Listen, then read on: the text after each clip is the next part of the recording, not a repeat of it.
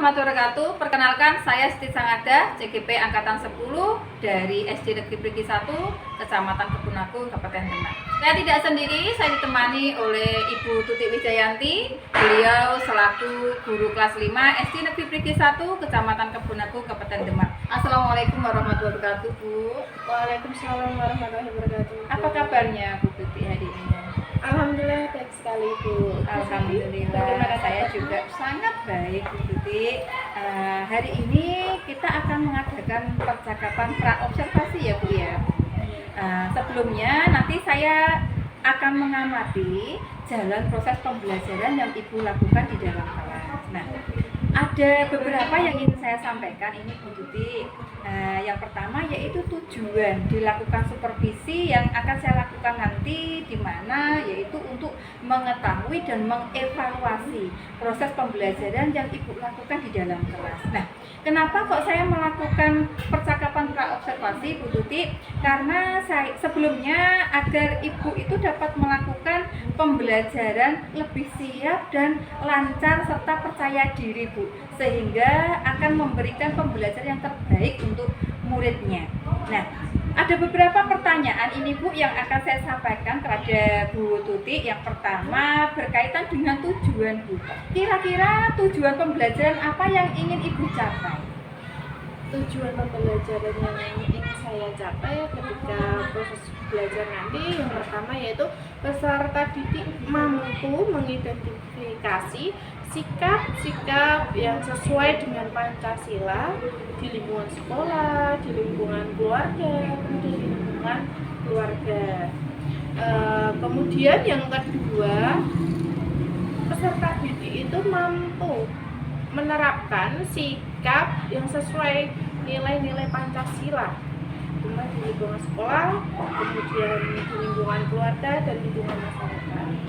Baik, jadi tadi ada dua tujuan ya, Bu, yang ingin dicapai oleh Bu Tutik Wijayanti. Yang pertama tadi peserta didik dapat mengidentifikasi ya sikap yang sesuai dengan Pancasila baik di lingkungan sekolah maupun di lingkungan rumah gitu ya, Bu ya.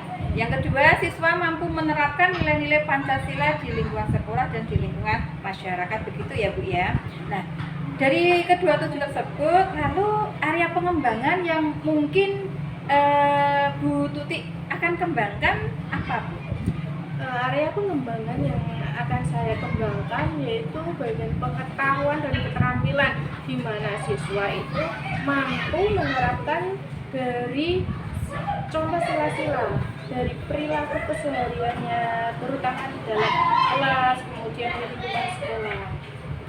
Baik, jadi area pengembangan yang akan Bu Tutik kembangkan yaitu ada dua aspek ya, Bu ya, aspek pengetahuan dan aspek keterampilan begitu. Nah, bagaimana ini, Bu, tentang rancangan pembelajaran yang ingin Ibu terapkan di dalam kelas?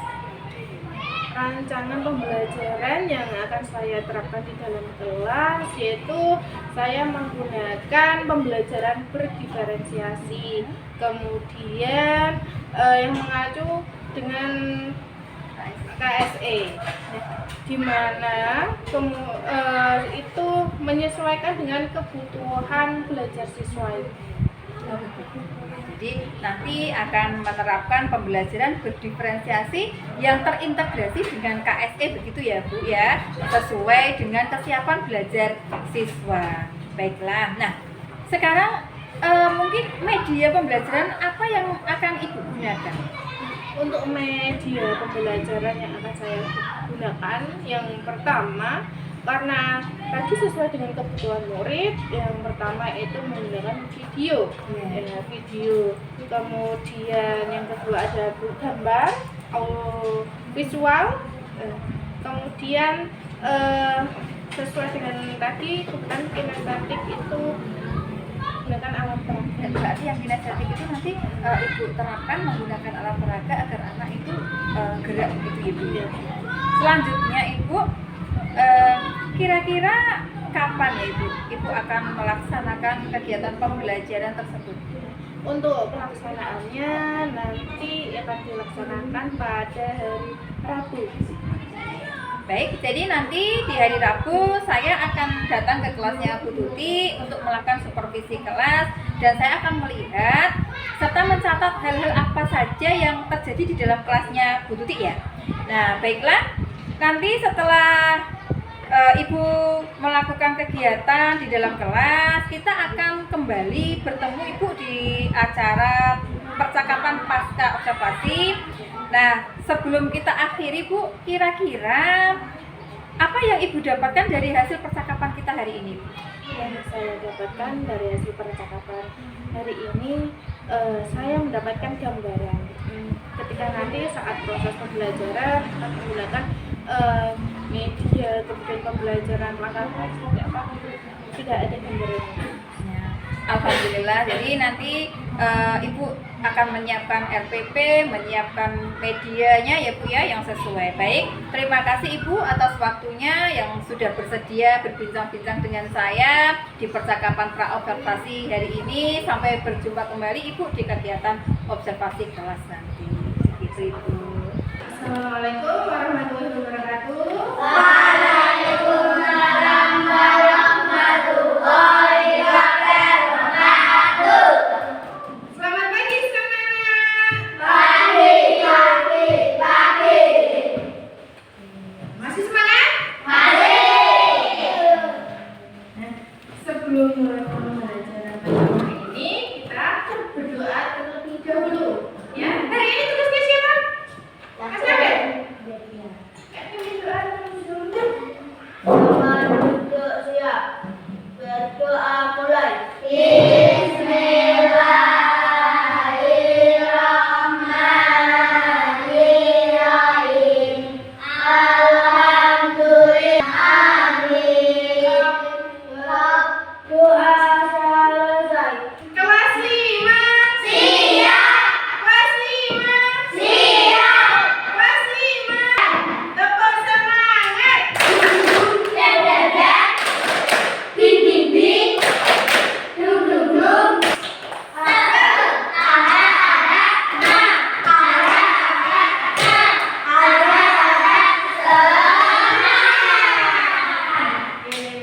Pembelajaran mulai. Coba lihat sekelilingmu. Ada yang tidak berangkat sekolah? Siapa? Nanti kita doakan semoga lain hari teman kalian bisa masuk kelas semua.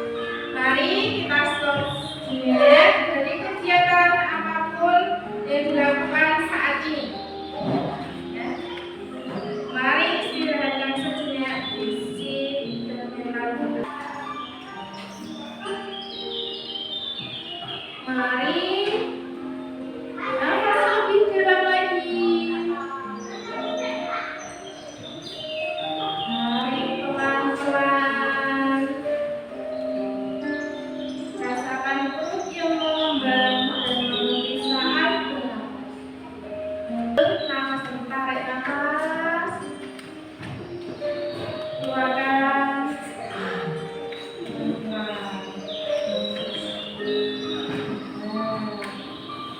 Mendengarkan lebih. Kita sepakati. Coba Mas Nabi. Yang pertama. mendengarkan penjelasan Ya, mendengarkan penjelasan dulu.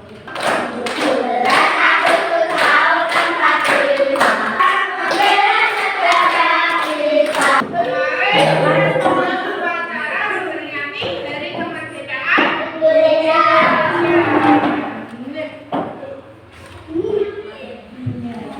Coba, apa dasar negara Republik Indonesia? Pancasila. Pancasila adalah dasar negara Republik Indonesia. Sebutkan contoh perilaku yang mencerminkan nilai Pancasila.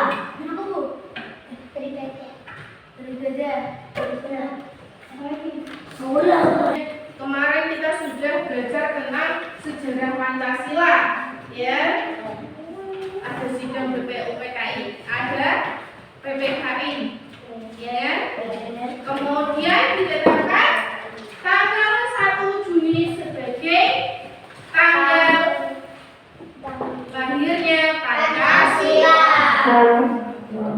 Kita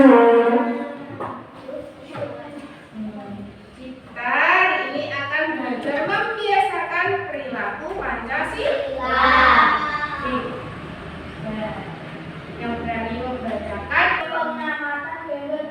ya, mahasiswa ini. Melalui pengamatan gambar, video dan pengamatan langsung peserta didik mampu mengidentifikasi perilaku yang sesuai dengan Pancasila di lingkungan sekolah, keluarga dan masyarakat. Kedua, nah, sekarang kalian amati gambar yang ada di layar monitor. Di sini ya. Terus tadi gambar apa itu? Dibajer ya, sholat ya. Mana dilakukan apa?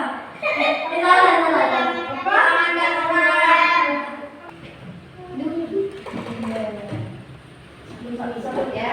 Contoh surat pertama tadi gambarnya ya loh. Ada ngaji, sholat, ya.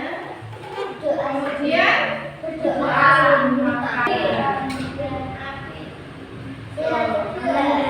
Mas Abi, gimana coba penerapannya? Ya, bersikap saat makan. Menghargai perbedaan pertemuan bersikap sesuai dengan Pancasila. Tahukah teman-teman nilai-nilai apa saja ya yang terkandung dalam sila Pancasila ke-1 hingga ke-5? Sebagai warga negara Indonesia, kita memiliki kewajiban untuk memahami nilai Pancasila. Nilai-nilai sila ke-1, ketuhanan. Maksud dari nilai ketuhanan yang ada di sila pertama adalah Indonesia itu negara beragama. Jadi, Contoh-contoh perilaku yang sesuai dengan nilai Pancasila. Coba anak-anak kelas 5, kira-kira kalian sudah menerapkannya belum? Belum. Bisa? Coba sebutkan apa yang sudah? ibadah. Iya, belajar. Bangun, sholat, setelah pulang sekolah kita kembali bareng-bareng. Ya, bareng-bareng. Berarti kira-kira kelas 5 ini, kelas 5 sudah menerapkan nilai Pancasila belum? Sudah. Apa? Bernyanyi. Terus Membersihkan. Sudah. Membersihkan. Membantu. Bekerja sama. sementara itu Nabila dibekali ayam goreng, nasi dan sambal. Waduh, enak sekali ya. Nah, sebelum makan, Nabila mengangkat tangannya kemudian berdoa. Sedangkan Christina melipat kedua tangannya dan menunduk sambil berdoa. Sementara itu, Bagus merapatkan kedua tangannya sambil berdoa. dia ngapain tuh? Iya, berdoa sebelum makan. Berdoa sebelum makan berarti habis berdoa lagi berbagi. Berbagi berarti silakan berbagi tugas kelompok ya. Kelompoknya Mas Nabil, kelompok kelompoknya Mas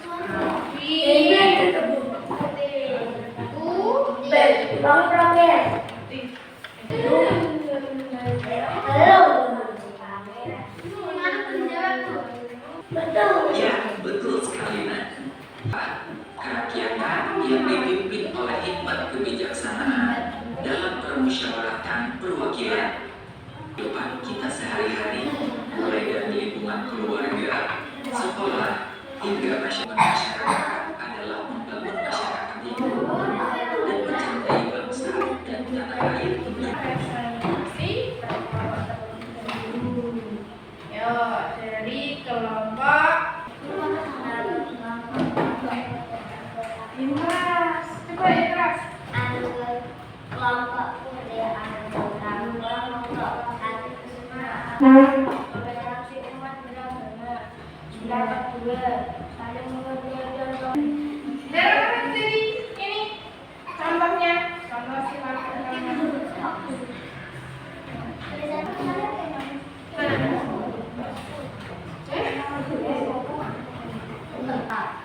Sila Pancasila mana yang diterapkan oleh warga kita suka dengan saat mereka hidup rukun dan saling membantu.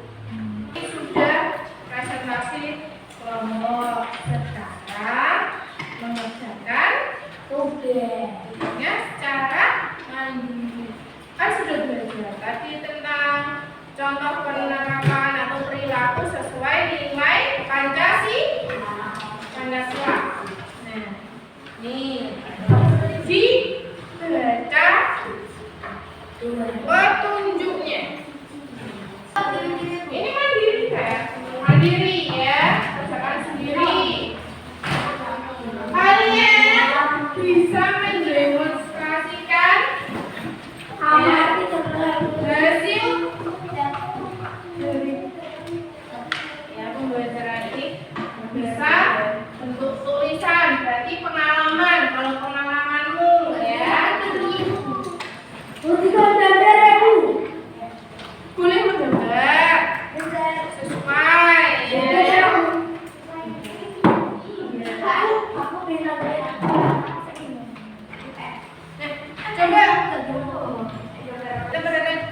Amatilah perilaku di lingkungan sekitarmu yang menunjukkan pengamalan nilai Pancasila.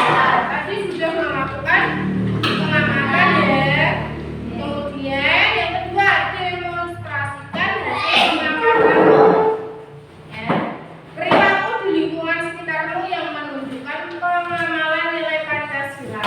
Kalian dapat mempresentasikannya dalam bentuk tulisan, gambar atau poster, atau menunjukkan perilaku atau gerakan ya. Nah, di sini kalian memilih mau membuat cerita tulisan, mau membuat gambar, atau menunjukkan perilaku yang sesuai dengan nilai Pancasila.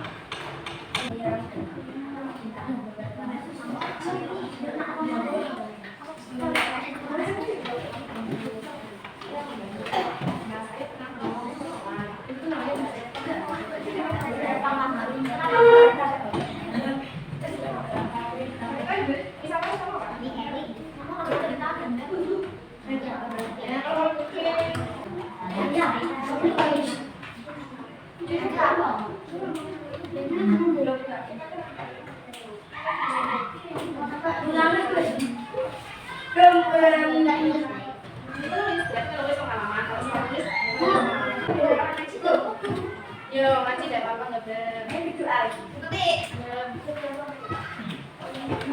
Betul kan nggak? Ya, mau sih.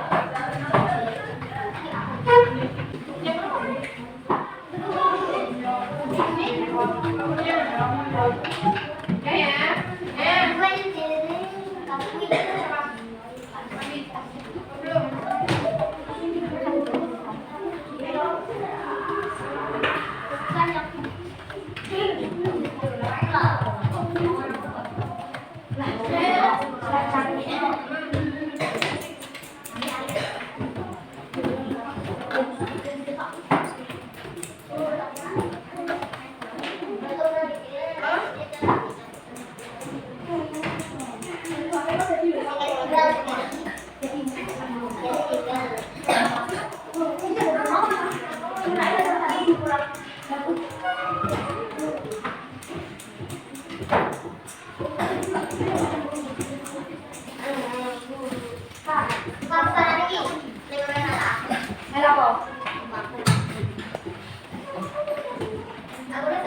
ini kita belajar apa? Tentang apa? Ya, Pancasila tentang apa? Kita sudah belajar apa tadi?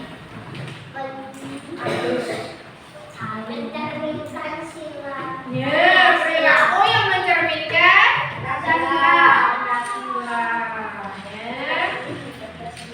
Ya. Hari ini kita sudah belajar mencerminkan nilai Pancasila.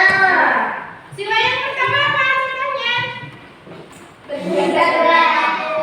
Ya, benar. Sila kedua? Ya. Sila ketiga?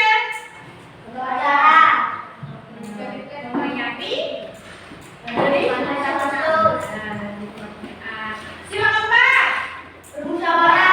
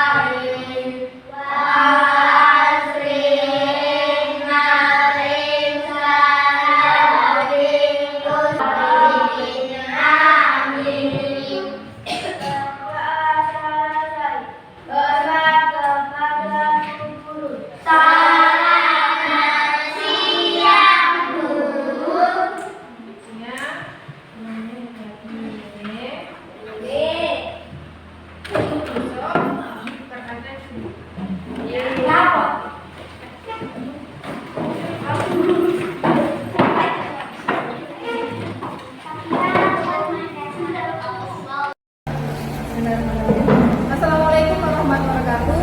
Berjumpa kembali di percakapan pasca observasi bersama saya Siti Hanada, CGP Angkatan 10 dari SD Negeri 1 Kecamatan Bukinatung, Kabupaten Demak. Saya tidak sendiri, saya ditemani oleh Ibu Wijayanti, beliau selaku guru yang telah diobservasi, serta Ibu Titu Nurdiana Pakawati, beliau selaku pengajar praktek di CGP Angkatan 10 Kabupaten Demak. Assalamualaikum Bu Titu, assalamualaikum Bu Titu. Waalaikumsalam Bu Hanada. Apa kabarnya hari ini Bu? Alhamdulillah baik ya Ibu ya. Baik, pada percakapan pasca observasi ini saya akan memberikan beberapa pertanyaan kepada Bu Tuti mengenai terkait jalannya proses kegiatan observasi kelas yang sudah dilakukan ya Bu ya, di mana dengan tujuan mengevaluasi sejauh mana proses pembelajaran Bu Tuti Wijayanti yang telah dilaksanakan tadi. Untuk pertanyaan yang pertama Ibu, bagaimana perasaan Bu Tuti setelah pelaksanaan kegiatan observasi di kelas tadi? Perasaan saya setelah untuk pertama biasanya kalau ngajar tidak merasa dan kemudian tanggung terus itu.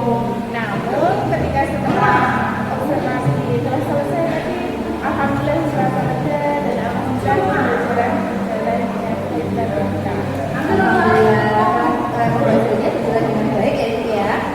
Mungkin bisa diceritakan kembali Bu Tuti mengenai area pengembangan apa yang Ibu lakukan di dalam kelas, serta langkah-langkah atau tahapan-tahapan dalam pembelajaran apa yang sudah Ibu lakukan di dalam kelas. Untuk tahapannya tentunya yang pertama saya membuat perangkat pembelajaran, kemudian menerapkan metodenya, kemudian ada media pembelajarannya. Kemudian untuk area pengembangannya saya tertuju kepada pengetahuan dan keterampilan. Baik, jadi area pengembangan yang Bu Tuti laksanakan yaitu berkaitan dengan pengetahuan dan keterampilan, begitu ya Bu ya.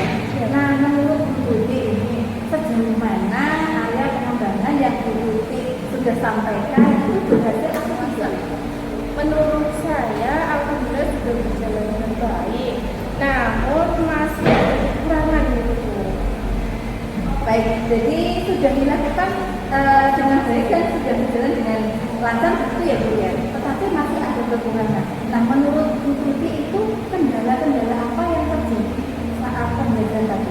Nah, kendala yang saya hadapi yaitu dalam membuat kelompok guru karena kan terlalu banyak siswa, jadi sehingga ketika pembuatan kelompok itu anak-anak itu masih ada yang kurang aktif. Jadi